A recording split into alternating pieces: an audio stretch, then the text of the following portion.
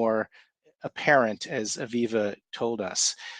The issue of bias is starting to surface more and more, and it's a very difficult one to deal with.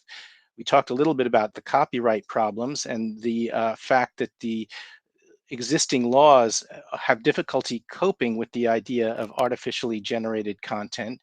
The impact on jobs is still a big question mark. The emergence of misinformation and disinformation is also a first order problem and concern, both for society and for companies that are now subject to new kinds of risks and attacks based on the use or misuse of these technologies. I want to also bring up the question of costs. I think when we all started using ChatGPT, we succumbed to the illusion that this was a free tool that anyone could use as much as they want. But as you try to apply it in protected environments, you realize that it's not free.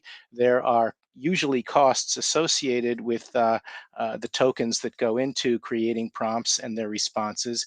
And those costs can really multiply very quickly. We've had a few companies confide that their customer service costs when they use Gen AI chatbots can be something on the order of $2 a call, which is not only much more expensive than providing a website that just gives people the information they're looking for, but it actually doesn't compare that favorably to having a human being on the phone, which is, of course, a very expensive proposition for most organizations.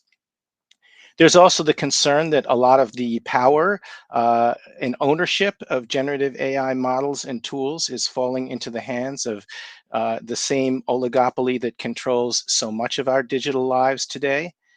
And finally, there's this shadow of doomerism, these many luminaries who have predicted the dire consequences of generative AI if it falls outside the controls of some kind of regulatory framework. Among those, there's Geoff Hinton, who is often called the father of modern AI. Elon Musk, even people like Stephen Hawking have weighed in on the dangers of generative AI. So there's a wave of doomerism that I think is also affecting people's perceptions of how accessible and desirable these technologies are. So what do we expect coming up?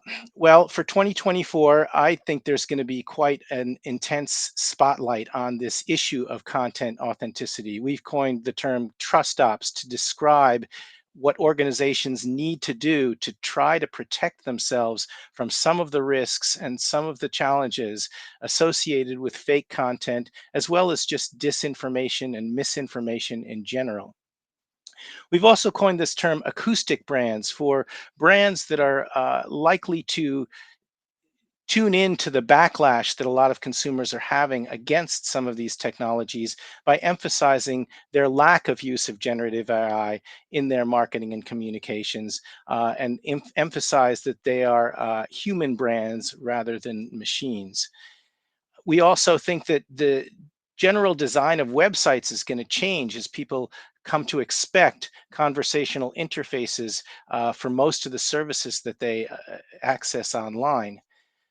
We think there's definitely a need for the hyperscalers to settle with the publishers to come up with some kind of equitable arrangement where people are paid for the content that is used by organizations to train generative AI models.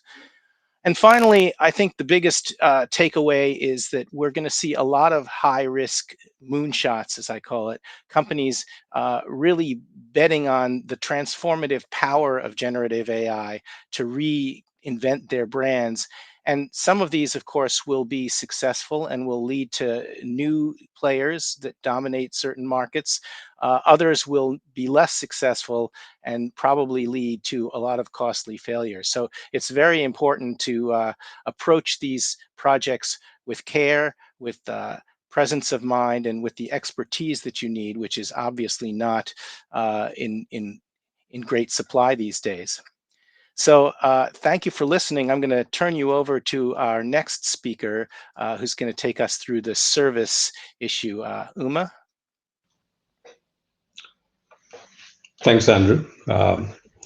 Generative AI does have great potential to transform customer service and support. In fact, continuing on the heat wave analogy that Eric and Radu have kind of spoken about, in customer service and support, some companies, not all of them, have announced that they will be replacing human agents with generative AI bots. So it was a real heat wave. But we at Gartner think that while this technology has great potential, it is not still have the human agency to really replace 100% of customer service and support agents. Having said that, in 2023, majority of the service leaders were really trying to get grounded on the technology. Most of the questions that we received, if I can use the reflective framework of what, so what, now what, most of the questions were around the what, so what of the technology. The type of questions we were getting were, what are the capabilities of this technology? What are the benefits? What are the risks, etc. So you can really see that the leaders were really trying to understand the technology and how they can apply it. A survey that we have conducted in 2023 basically said that most service leaders felt that the generative AI bots were the most impactful application of this technology. While there are a lot of other applications like content generation, translation, text analytics, entity recognition, etc., right?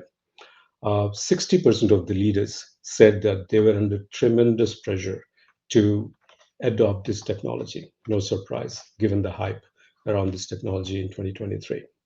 And 50% of the service organizations have actually implemented some capability of generative AI in some capacity.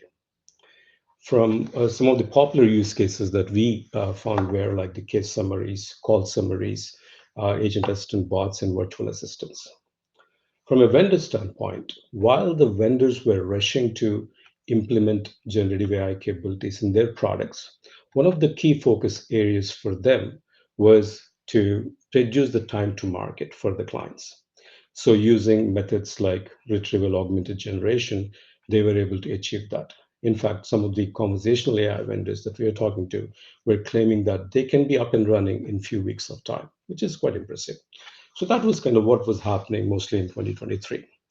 What started in late 2023, where the clients were more asking about the now what of the technology, the implementation specific, where we were getting questions like, what are the skill sets required for implementation of generative AI? What should be the ideal organizational structure? Or what adjustments should they be making to their organizational structure to implement generative AI? Who are the vendors in this space? What capabilities they are bringing in? Who are the leaders? So these are the types of questions around the vendors that we were getting. On the risk management side, how are others managing risks such as hallucinations, bias? How are they protecting the privacy of their data, the information security, etc.? From an implementation and investment standpoint, what we were noticing is that there were questions like, how do we implement this so that we don't incur more technical debt? And importantly, how do we measure the success of generative AI initiatives? So, as you can see with these questions, the service leaders were more interested in the implementation and the now what of the technology, which we expect to continue to be consistent in 2024.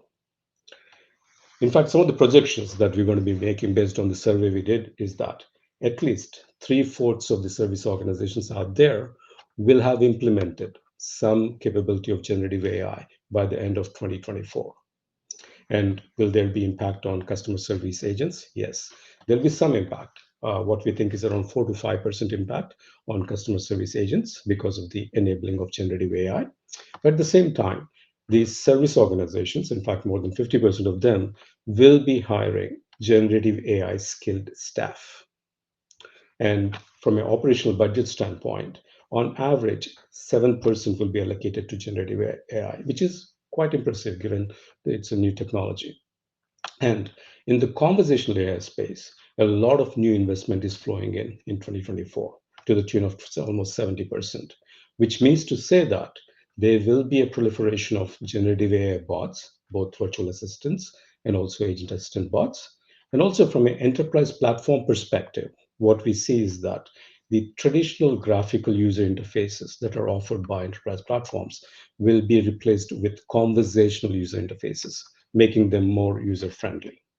And the vendors will also be creating, as part of their product platforms, trust layer. Trust layer basically to automate the due diligence on the responses from the models. So, for example, these trust layers can check for is there any insensitive language in the response to ensure that the response is ready to be applied for business purposes. So these are some of the things that we are looking forward to in customer service and support it for 2024. So in summary, 2023 was all about the what, so what of the technology. 2024, we expect it to be around the now what of the technology. With that, I think I'll hand it over back to Ankit.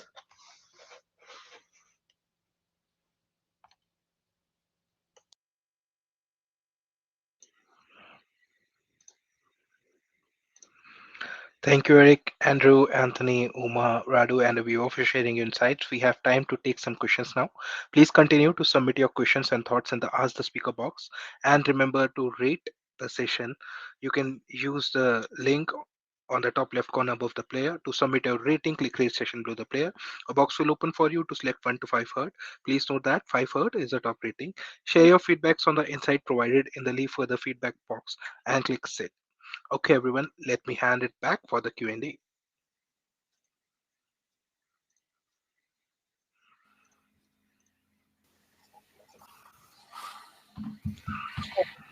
Eric, you're talking, but we can't hear you. Thank you, Ankit. And thank you, everybody, very much for showing us what to expect for 2024, which already started and quite with a bang, actually, on many, many occasions. We have so many questions. Let me start with the first one, and I will address it to you, Aviva, when everybody wants to chime in, of course.